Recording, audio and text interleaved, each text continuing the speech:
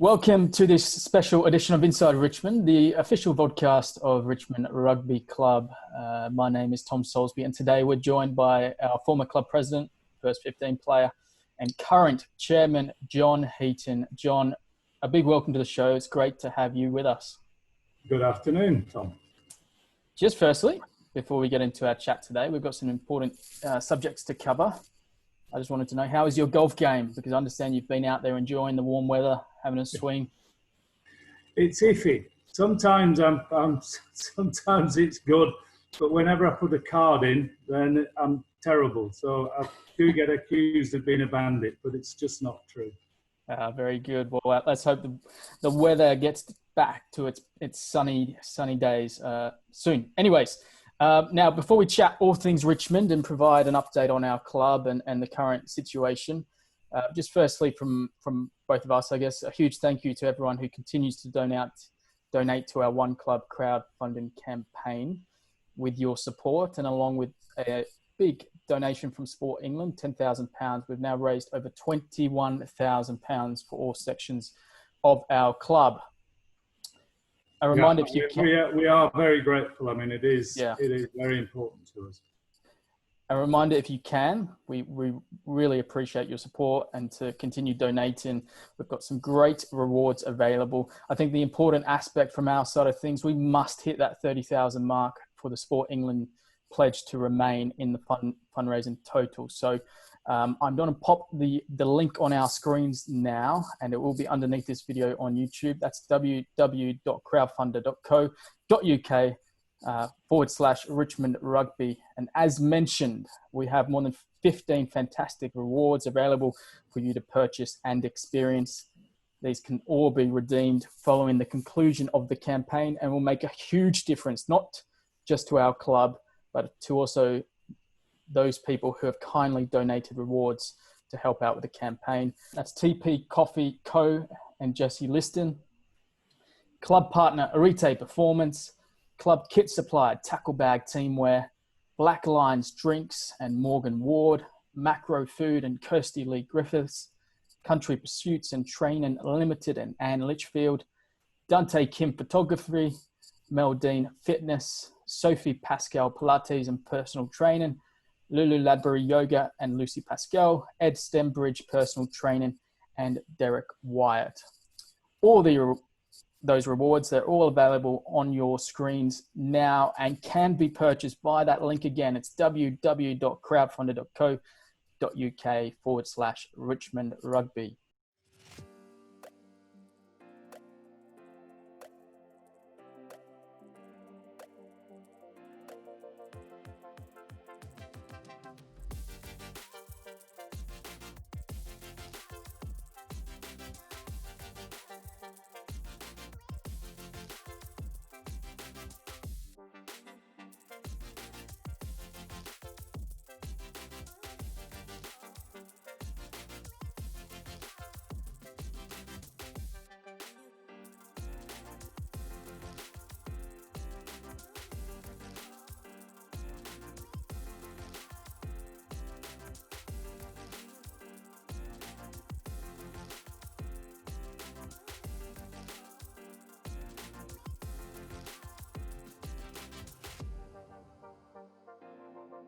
John, again, a huge welcome to the show. Let's get into it. And we're going to touch on that crowdfunder first. As chairman of our club, can you please explain why it's so important, why we have decided to launch this campaign, and now why it's so pivotal for us to reach not just that 30,000 mark target, but also raise as much as possible? Well, as everybody will know, we were relegated from the championship in, shall we say, unfortunate circumstances the season before last. We received from the RFU that season £560,000 and had got the same amount in previous years. We hadn't spent it all, we'd squirreled quite a bit of it away, but we had built up a lot of our facilities surrounding the players, medical, coaching, obviously the infrastructure. And when we dropped down to National One, we always knew that to be honest, we were going to make a loss last year. We hoped, and as it turned out successfully, that we would get promoted back to the Championship. But as I say, we were always budgeting for a loss last year. COVID just made that loss far worse. We lost at the end of the season a number of fixtures, and in addition, we lost quite a number of lucrative sporting events that were due to be held at the ground, the usual traditional sevens and the summer sports day. And they were very valuable to the club. So in the year just ended, the group as a whole has lost over £500,000. Now, I think that's probably the first time that we've made that public, but that is a fact. Now, as I say, we were fortunate that we had money in the bank saved up over the last 20 years for just this sort of crisis, but I don't think anybody expected how serious it was going to be. We, at the same time, we lost our main sponsor. We always knew that they were going, and we're very grateful to Gallagher's for the money and sponsorship that they've put into the club over the last few years. We'd had a few indications from people that they might be prepared to sponsor, but once COVID hit, then obviously people drew their horns in, and we found it extremely difficult to find another main sponsor. And that was another substantial loss to the club. When we then knew at that stage that the RFU had already announced that the funding to the Championship would be cut substantially. I think that had already been indicated in the February. So that going up to the Championship, we would still have all the costs, but the money would be less than half. And we now believe that we're going to get something less than £200,000 as opposed to the 560,000 that we got when we were last in the Championship. That means that we are looking to make yet another loss next year. That loss will probably be in excess of £250,000. I think, as everybody knows, we have been cutting costs everywhere we can. We furloughed a lot of staff. The staff that have remained with us and working full time, all of them have taken a cut in salary, including yourself, Tom, voluntarily. Steve Hill, Jane Gadsby, Pete, Andrew Bardwell, Jimmy Wallace, all took a cut in salary, and yet we're still continuing to work full time. So, you know, it has been a very difficult time. The ground is an expensive operation, month by month. We've spent a lot of money during the summer getting the pitches ready for next season. And to be honest, we need the money. We still have some money in the bank, but we do not want to run that down to nothing, knowing that with another loss next year, and very possibly, if we can't keep costs down and make cuts in the following years, because the RFU have suggested that their funding for the Championship may well end season after next. So we have got to do something about revenue. We are looking at other sponsors, but the crowdfunding is one way of us trying to replace the lost revenue. Yeah. There is another issue that we flagged, but haven't really said too much to members about, and that is that we have plans for a major redevelopment of the ground. Now, I know members have heard this for many years, but we are very close. We're working with the developer, but it does mean that we will need to buy a long lease from the Crown, what's generally known as a virtual freehold, and for them to relax some of the development rights that they have. And that is going to be an expensive capital investment by the club. Now, we'd hoped that we could pay some of that from the reserves that we've got, but it now looks that as like we're going to have to go out and raise the money from commercial lenders. Now, that maybe in a couple of years' time. But it does mean that the club, looking down the line, does have a major investment to make. And as I say, we do need this injection of cash now to make sure that we're in a good position to be able to do that. Yeah, absolutely. And I think that's the important aspect of the crowdfunder. It's an injection of cash immediately following the campaign. So we've got a couple of weeks left to get to that 30,000 mark, and then we're hoping to raise much more than that, hopefully, as well, with your support. Just touching on the short-term sort of things we'll hope to use that money for, John.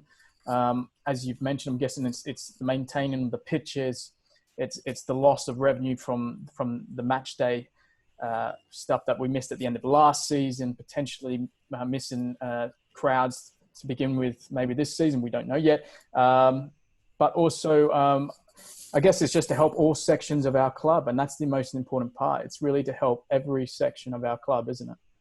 Well, it is. We, as things stand, we've got no idea when rugby might start. That may be potentially sometime in November. If we're lucky, it may be at the start of the new year. But we have no revenue coming in at all.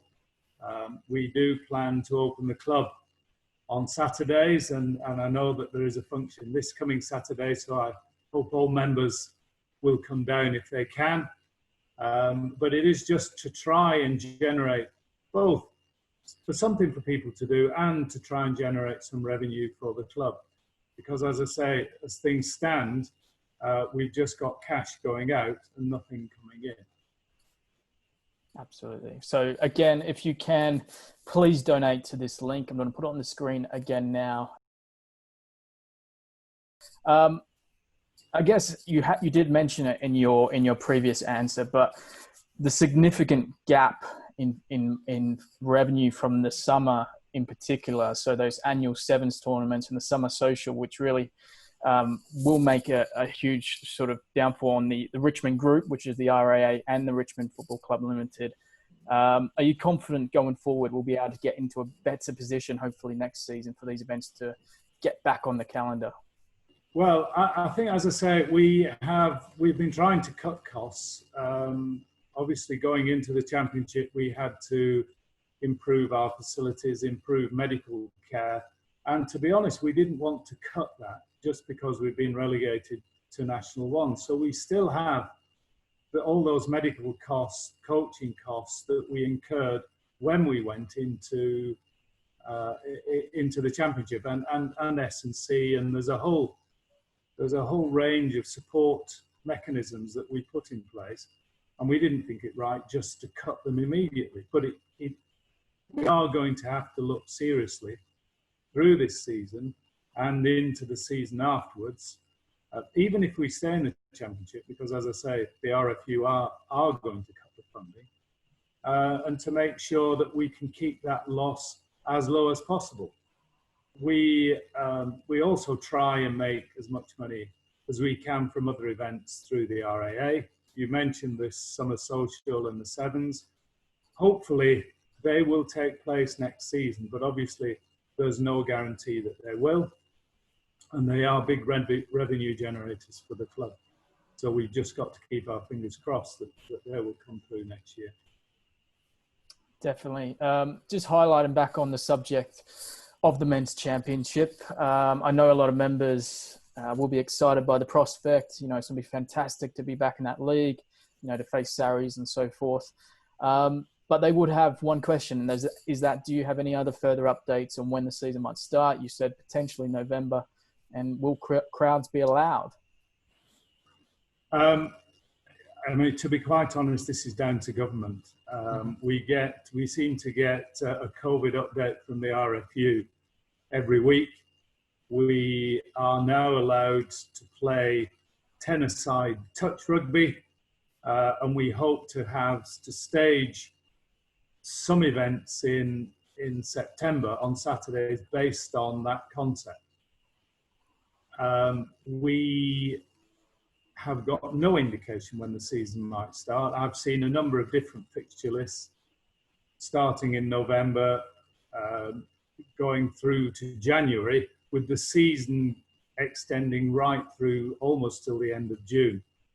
It may be that the Championship Cup gets ditched and that we just play the league matches, but we really got no idea when that might be. As you say, we're all looking forward to Saracens coming down. I can tell you that the players are excited at the prospect as well. And I'm sure we're going to give them a good game. Absolutely. And you mentioned the players. So it's been fantastic to have both the men's and the women's section back training these last few weeks. They've moved on to Phase C training, which you mentioned is the sort of touch rugby, ready for rugby program, which the RFU have developed.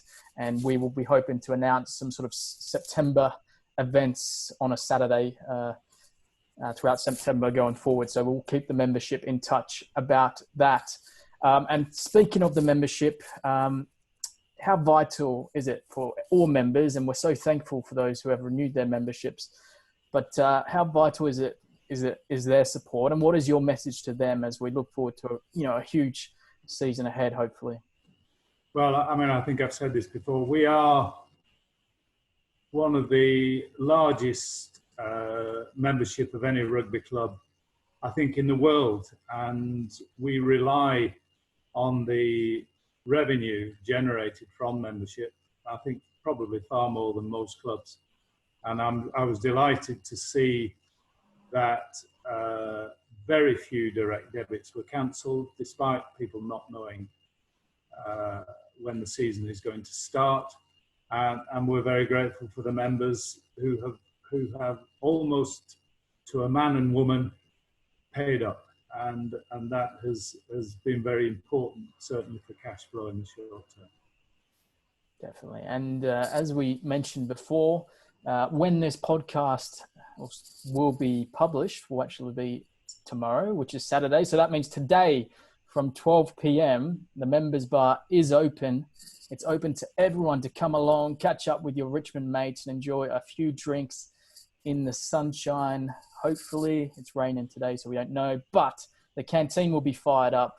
We'll be serving food and we hope to see as many of you there as possible. And Timmy will be there. He'll be in good, true Timmy social form, so don't miss out on that. But yeah, John, just finally, before I ask you a couple of questions about your Richmond playing career, if I may, I guess looking back at this period as chairman, how proud are you of the club, the work the community department led by Dom has done during lockdown, and the true, I guess, one club spirit of our club, which continues to define everything we do, and our exciting future ahead? Yes, well, I became chairman, in the summer of 2019. Seemed a pretty easy job to me. We were top of the league. No problems. Team were playing well. We did have the blip, which was I was very disappointed about, of the women not securing their place next year in the Women's Premiership, and I think that was very unfortunate. And I, from my point of view, I think the RFU got that wrong. But I would say that. But the season was going well. All the other men's teams were doing well until we lost to Rosslyn Park and then didn't play another match. So we were then plunged into the, if you like, crisis of no matches, no money coming in, and everybody had to rally around. And I think everybody has done a great job. As I say, I know it's tough for those staff who've been furloughed, those staff who stayed on working full time and taken the cut, and John Davidson and Dave Hardy, who have been the two groundsmen, working, seems to me, from about 4 o'clock in the morning till 4 o'clock in the afternoon, making sure that the pitches are watered. I'm sure members will know that last year we lost 3 pitches and we put a water tank in just in case it happened again. And God we did, because it's meant that we watered every pitch every day, and they've done a great job. So everybody's rallied round. You mentioned Dominic; he's done a fantastic job in the community with the food collections and the computer and hardware collections, and I mean, I think everybody outside of the club and inside of the club have recognised what a great job he and a number of volunteers have done to get that going. Absolutely. Well said. And, you know, a big thank you and shout out to JD and Dave. I know you guys are working exceptionally hard on those pictures. They look fantastic. And to Dom and his community team, and to everyone else, the whole Richmond family who continues to support us through this crazy time. Thank you very much. But now, Mr. Heaton, let's turn to you personally and your Richmond story. So, born in a rugby league, Mad Wigan. Yeah. How did you find your way to rugby, and more importantly, to Richmond Football Club? Well, rugby's an easy one. When you're born in Wigan, that's what you do. And I remember my uncle taking me to watch Wigan Rugby League on a Tuesday evening at about 4 o'clock after school, no floodlights. I think it was about 1960 or 61. And Wigan had the great Billy Boston playing, and that was it. So, as far as I'm concerned, Billy Boston's the greatest rugby player. And all you ever wanted to do was play for Wigan. But I went to the grammar school where they played rugby union. I think there were a couple of schools, other schools in the town that did play rugby union. And so I played that all my life. And at the age of 18, I joined Wigan Rugby Union. I moved to Orrell, I think I was about 21. Played for them for a few years, then moved to Liverpool. Played with Mike Slemon, who sadly died last week, far too young at the age of 69. And then moved to Richmond at the grand old age of 29. I had a broken leg at the time. I broke it in the last game for Liverpool. And so I'm afraid I lied about my age. I said I was 26. I got away with it for a while until somebody on the third team knew that I'd played for Orrell and that I'd played with his brother. So that was a bit unfortunate. So he spilled the beans and everybody then knew that I was by that stage 30. But still, I've managed to play for 4 years for the first team and thoroughly enjoyed it. Absolutely. I was going to say, you played those 4 years. You made the transition up the teams to the first team. During that period, we obviously played some great clubs, like Saracens, obviously, Leicester Tigers, Quins. What were those encounters like as a Richmond player at that time? Hard. Yeah. Good memories. Yes, we were. I mean, we didn't have a big pack, and some of the sides we played, I remember we went to Leicester, and they had a really strong side, and they gave us a torrid time. Bath, similarly, but there was, I think, like most rugby clubs, there was a good spirit. There was some good guys in the team. It's interesting. We have Derek Wyatt down as one of the contributors to the prizes. Derek was my coach for a year while I was at Richmond. He then went on to become a great MP. Yeah. Some of the players, I guess, during that period for Richmond, who were the guys that stood up in those big matches that you loved playing with? Well, I played a few times with Nick Preston, although I think we both suffered injuries at the time, and it was off and on when we played together. We had obviously the captain at the time that I played with for a number of years was Martin Slater, who again sadly died recently. Martin was a great character. He was one of those captains who didn't do a lot of shouting, but you just wanted to do your best for him. It was very odd. I mean, he wouldn't, you know, he would just say the quiet word, and you just wanted to go out and do it. Then we got Michael Hess, of course, former president. He was in the second row with Slags. And then in the front row, we had Jeff Probyn, when I first came here, was prop here before he went to Wasps. And the great Jimmy Thorne, who, for me, should have had an England cap, and probably many of them. But for some reason, I don't think he turned up for the England trial when he got invited. So maybe that was his mistake. All fantastic players, obviously, and I'm sure Richmond members would love to reminisce. Also, I guess there must have been some great tours around that time that really sum up the Richmond social side of things. Do any spring to mind? Yeah, well, to be honest, there were one or two. There was a big tour that a lot of the guys went on. That was, I think, the Turk's Head tour, which a lot of Richmond players were involved in. And I didn't make that. We did go to Italy, which had some interesting moments. And the person in charge on that tour was Alan Vernon Harold Skeets, who is well known to many of the members, ex-president, and just a thoroughly nice guy. Whether he was the right person to be in charge of a tour, I'm not sure. It did get a bit hairy. Very good. I bet the memories are fantastic.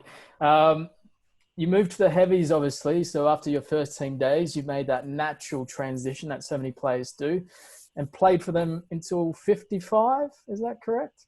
Yes, sadly. I got a late call up one Sunday morning to go and play in a tens tournament. Little did I know it was for recently retired professionals, and I was 55.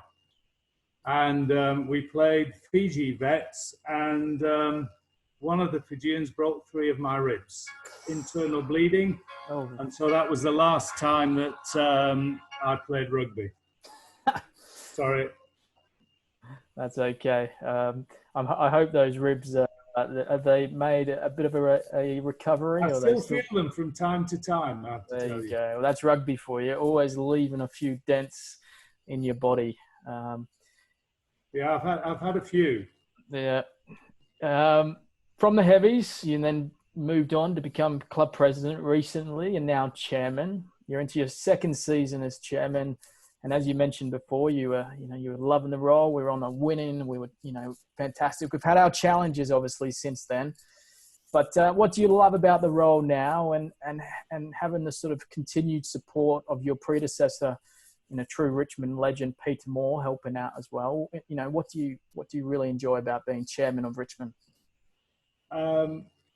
To be honest, I'm still a player at heart, and I love just being around the players, watching the games. I like to go and watch them train.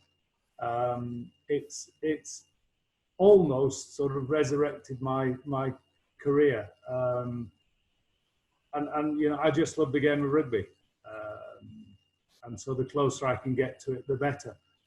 I'm full of admiration for what Peter Moore did. Peter did what I do, and the finance side, which Simon Jackson is now doing full time. He did a fantastic job, and I when you see what goes into running this club, what a great job he did for 20 years. It's huge. Yeah, absolute legend. So, Peter, if you're watching, a huge shout out. Look forward to catching up soon. I guess just finally, before we wrap things up and we pop on our Richmond Blazers for today's club social and the members bar, what makes Richmond such a special place in your heart? Interesting. Well, to be honest, when I came to London, I got no idea which club to go to. And living in southwest London, it was probably either Richmond or Rosslyn Park. And when I came down, I was made to feel welcome. All the friends that lots of friends that I have are down at the club. And it's just a place that I feel comfortable at, and it's a really friendly club. And I think when you see the reaction of other teams that come to Richmond and see what we've got, and everybody wants to come and play at Richmond, whether it's when we were down below in the junior ranks or up now in the championship, everybody wants to have a day out at Richmond. Yeah, I fully agree. A great place to be, and we can't wait for the rugby to get back at some point. John, thank you so much for your time today. It's been a pleasure to chat. And as I said, we look forward to seeing everyone at the club this afternoon. A reminder, the members bar is open from 12 p.m. Social distancing will be in place, of course. The measures and safety measures have all been sent out via email, but there'll be all around the venue as well to try and make it as safe as possible for everyone. But, we'll be serving all the usual beers, spirits, wines, soft drinks, canteen food. And we hope to see all Richmond folk there to celebrate as we get a bit closer to a rugby return for us. And just finally, here's a reminder of our One Club crowdfunding campaign link. It will be on our screen now. That's www.crowdfunding.co.uk/Richmond Rugby. Please, if you can, continue to support our campaign in the next few weeks. As Capo said during the week, let's hit our 30,000 target in true Richmond style and go above and beyond. But from John and I, this has been another episode of Inside Richmond. We will see you at the club this afternoon. Thank you very much. Thank you, Tom. Cheers.